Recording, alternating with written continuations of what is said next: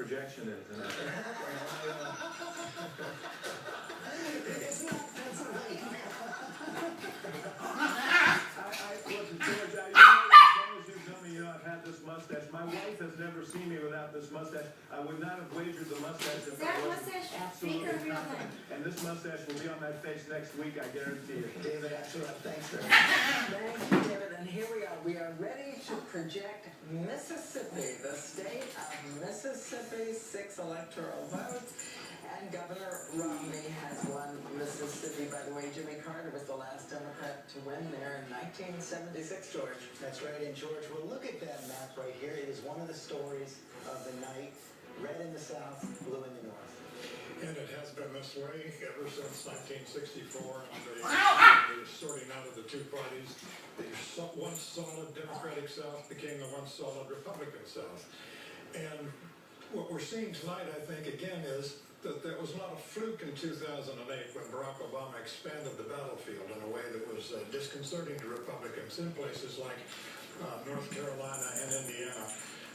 He's lost Indiana. North Carolina is still competitive.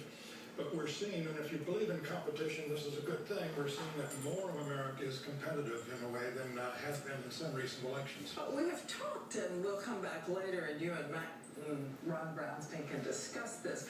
But we've talked about all the divides in the country, generational, gender. We've talked about race and ethnicity. You keep saying, you have said over and over again, differences are not a crisis. Differences are not a crisis.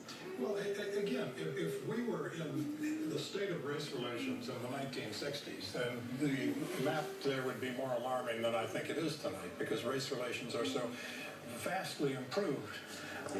One of the divides that puzzles me, I want to go back to something Matt Dunn said earlier in the evening. He was talking about the conservatives coming in. Who are these conservatives?